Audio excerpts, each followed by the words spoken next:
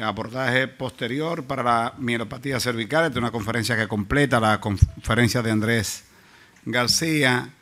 ¿Cuándo y cómo se hace un abordaje posterior?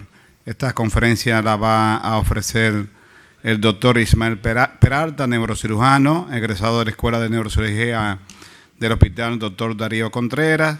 Es alguien muy conocido por todos nosotros por ser una persona sumamente inteligente, hábil en todo.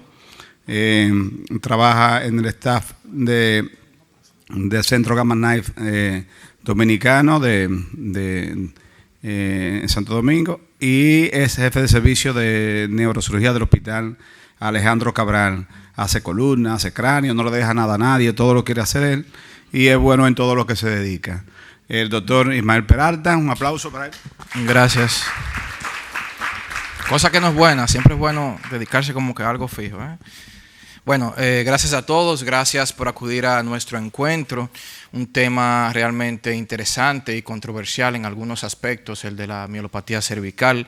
Y entrando en materia, vamos a abordar la cirugía cervical posterior en los pacientes mielopáticos, específicamente cuándo y cómo.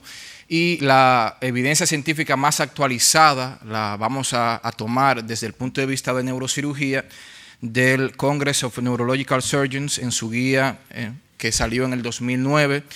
De la parte de ortopedia, que tenemos muchos ortopedas aquí hoy, también tomamos de la guía AOSPINE del 2017.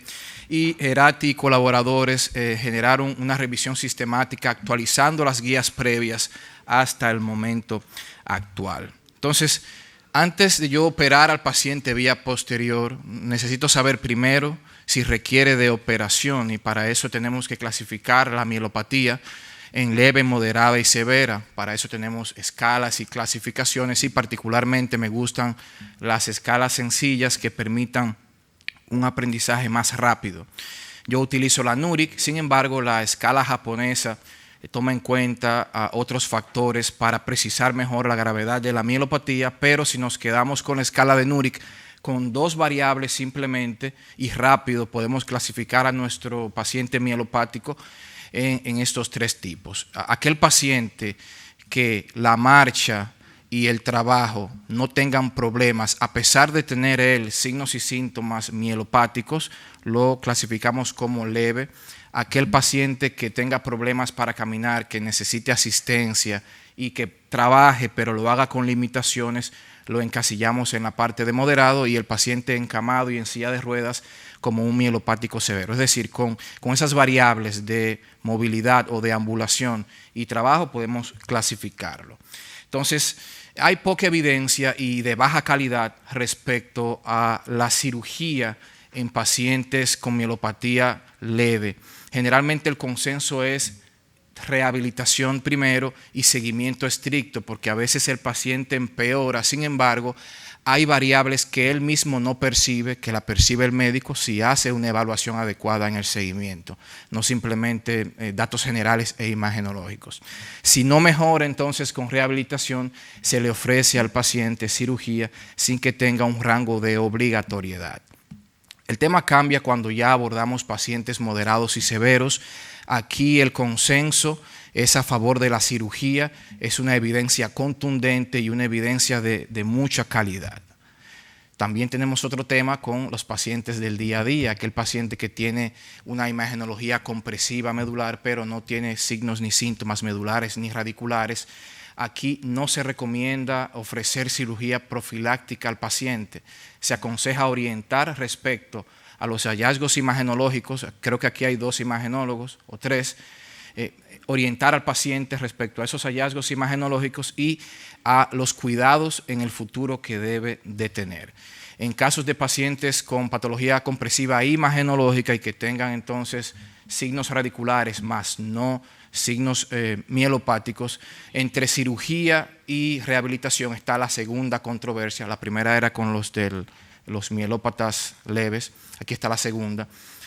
van ahí cirugía y rehabilitación, y por lo regular se tiende a enviar al paciente a rehabilitación y en el futuro, si no mejora, pues se le ofrece cirugía. Resulta que casi la mitad de los pacientes con mielopatía leve en un periodo de 2.5 o 3 años presentan progresión al empeoramiento. Entonces ya sabemos cuándo vamos a operar a un paciente con una mielopatía. Ahora, para decidir si vamos a hacer un abordaje posterior, tenemos que tomar algunas variables imagenológicas y los mejores candidatos son aquellos que tengan por lo menos 3 compresiones medulares, de 3 hacia arriba, y que tengan una lordosis aceptada o adecuada, no quizá cualitativamente, es decir, viendo la placa, aunque personalmente tiendo yo a hacerlo así, ¿verdad? A veces uno no mide muchas cosas, uno lo hace al ojo por ciento, pero entiendo que cuando uno mide las cosas es más fácil de uno mejorar. Y para eso se desarrolló la línea K, que inicialmente ya lo mencionó mi compañero García para qué fue, pero que Teramaso y colaboradores lo implementaron en patología compresiva blanda, es decir, en hernias discales y también en enfermedad discal degenerativa. Una línea superior, línea inferior, ya ven aquí lo que se había explicado, y vamos a pasar a qué encontraron estos investigadores con relación a la línea K. Bien, ellos trataron el tema de la descompresión cervical posterior, teniendo los pacientes una línea K positiva o una línea K negativa. Recordándoles, como dice García, que la línea K positiva es cuando la patología ventral no llega hacia la línea vertical, y una línea K negativa cuando la patología compresiva llega o sobrepasa esa línea vertical. Ellos se dieron cuenta que esos pacientes con línea K positiva mejoraban todos mínimo un 60%, o sea que la importancia de la descompresión con datos de una buena lordosis por vía posterior nos garantiza un resultado bueno. Ya un paciente con una línea K negativa, dependiendo si la patología era blanda o no, por ejemplo, si luego de hacer la laminectomía, esa parte blanda se absorbe, como hemos tenido casos hernias discales que se reabsorben, es decir, que se convierte en una línea K postquirúrgica positiva, el paciente mejora mínimo un 40%. Pero aquel paciente que operamos con una laminectomía y que tenía claro indicio de una línea K negativa y que también continúa negativa en el postquirúrgico, ¿qué ustedes creen? No empeora, mejora, pero mejora menos, mejora máximo un 20%. Es decir, que por vía posterior mejora el paciente. Sin embargo, la mejoría varía en atención a la lordosis que tiene. Por eso es tan importante saber los niveles de compresión y también la lordosis cervical. Entonces ya sabemos cuándo vamos a operar a un paciente por vía posterior. Ahora vamos a saber cómo, porque tenemos diferentes alternativas. Y en definitiva, y no solamente en abordaje posterior, tanto abordaje anterior como abordaje posterior, si usted seleccionó adecuadamente un paciente, usted va a resolver. Cualquier procedimiento que descomprima la médula espinal resuelve. Ya lo otro varía en función a la facilidad de la técnica, lo que conozca el cirujano, lo que tenemos en el medio, la disponibilidad de materiales y algunos factores propios del paciente. Entonces, si todos confieren mejoría neurológica, ¿por qué hay tantos? Bueno, porque no solamente queremos mejorar neurológicamente al paciente, queremos disminuir la morbilidad quirúrgica, queremos disminuir los costos, queremos que el paciente tenga menos efectos postquirúrgicos indeseables, y por eso desarrollamos diferentes técnicas. La técnica clásica es la laminectomía, era la gold standard ahora a nivel mundial.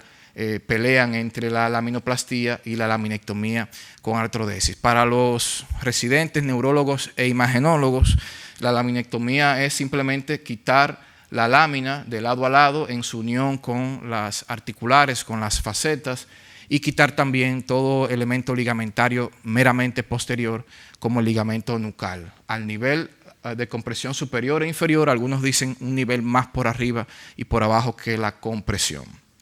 Sin embargo, la laminoplastía involucra drilar en uno de los lados de la lámina, quitar la cortical y un poco de la esponjosa, y en el otro lado quitar completamente esa parte de la lámina y abrirla para aumentar el diámetro del canal, y haciendo una fractura en tallo verde del lado contralateral, como se puede ver aquí, y colocando cualquier material que uno desee entre la lámina fracturada y la masa lateral, en este caso la mini placa, que es bastante fácil. Y seguimos entonces con la laminectomía y artrodesis mediante fijación, porque podemos hacer una artrodesis sin tornillos. Esta técnica es lo mismo que esta, lo único es que añadimos tornillos, que son de dos tipos, son de masas laterales en la mayoría de los casos, principalmente en nuestro país, y tornillos pediculares, que son muy infrecuentes, pero que lo estamos empezando a utilizar principalmente en segmentos inferiores como C6 y C7, porque sabemos allí lo que pasa con la vertebral. Resulta que para los residentes, nosotros tomamos la línea media, el punto medio de esa masa lateral, y tú puedes dividir en 4 cuadrantes. Yo siempre me voy por lo más fácil, por lo que se me queda en la mente. Yo tomo la parte media y aquí drilo un poco y aquí meto mi tornillo. Claro, una angulación hacia arriba y hacia afuera. ¿Qué yo hago? Para no calcular tanto, pego el mango del instrumento, no de la apófisis espinosa de la misma vértebra, sino de la apófisis espinosa de la vértebra de abajo, y llevo mi trayecto allí sin problemas. Es un procedimiento que puede hacerse con y sin fluoroscopía, y la tasa de éxito es bastante buena, pero estas técnicas, aunque confieran la mejoría neurológica que detallé al principio, varían en el tiempo. Es decir, la laminectomía mejora neurológicamente, pero a corto plazo. A mediano y largo plazo, gran cantidad de pacientes, más de la mitad, presentan una quifosis postquirúrgica. Por suerte, la imagenología no siempre se relaciona con la clínica. Muchos de estos pacientes quifóticos, no todos, desarrollan empeoramiento neurológico, y por esa razón se optó por desarrollar otras técnicas que evitaran teóricamente la quifosis, aunque en la práctica lo hacen muy poco, a menos que utilicemos otras alternativas como abordaje 360 o grandes drilados interarticulares, que ya el doctor, uno de los conferencistas, creo que hablará sobre eso. Entonces resulta que nos quedamos con la laminoplastía y con la laminectomía con artrodesis. Esta ahora es el gold standard, y ambas nos confieren mejoría neurológica a mediano y largo plazo. Entonces ahora yo voy a decantarme por cuál yo la hago más rápido, cuál es más económica, cuál me da menos complicaciones. Particularmente yo hago la laminectomía con artrodesis instrumentada porque me lo encuentro más fácil. Creo que el tiempo es igual o menos que el de la laminoplastía, aunque técnicamente se ve que esta puede ser más rápido, pero como le dije, todo depende de la mano del cirujano. La mano mía no es la misma mano que la de otro médico. Resulta que aquí la laminectomía con artrodesis tiene también más complicaciones, aumenta el tiempo quirúrgico, aumenta el sangrado, es molestosa y también aumenta el riesgo de infección y también de síndrome del segmento adyacente. Entonces, tomando todo esto en cuenta, ya el cirujano puede decidir cuál de estas técnicas hacer. Generalmente en este país creo que la que más realizamos, sin temor a equivocarme, es la laminectomía con artrodesis instrumentada. Y aquí podemos ver el problema de cada una y vemos en azul que hay algo similar en ellas, que podemos clasificar como complicación, pero es una complicación por lo menos noble, que es la radiculopatía de C5. Actualmente hay artículos que refieren que luego de hacer la laminectomía o la laminoplastía, como usted guste, hacer una foraminotomía de C4 o C5 de ambos lados ayuda a disminuir el riesgo de parálisis o radiculopatía de C5. Y hace aproximadamente 10 días, tuve que comprar ese artículo porque no estaba disponible ni en SciHub todavía, salió la revisión sistemática de la descompresión cervical posterior en pacientes mielopáticos por vía endoscópica. Eso está en pañales realmente, y los investigadores reportan que tiene un buen uso simplemente para una mielopatía que tenga un solo nivel o máximo 2 niveles. Todavía para varios niveles no se aconseja. Y finalizando, ¿cuándo decidir ya una cirugía o un abordaje posterior? Que el paciente tenga 3 o más compresiones medulares, verificar que tenga una línea K positiva, o sea, una buena lordosis. La técnica posterior puede decidir entre laminoplastía o laminectomía más fusión. Y las principales variables a comentar con los pacientes es que si se operan por atrás van a tener dolor axial hasta un 30%, la cicatriz es mayor, los riesgos de infección son mayores a los de la vía anterior, y también el riesgo de dolor en el hombro o en la parte posterior del brazo. También tomar en cuenta que esta guía se basa en factores médicos, clínicos e imagenológicos, pero deja de lado un factor importante, que es la decisión del paciente.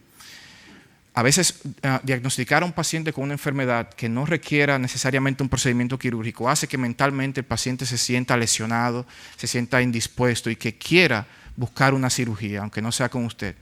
Y hay que manejar eso bien, principalmente cuando tenemos un paciente que está borderline entre controversia si opero o no opero. Tomar esa variable en cuenta de la decisión del paciente, que no la vi en ninguna de las guías. Eso es todo, muchas gracias.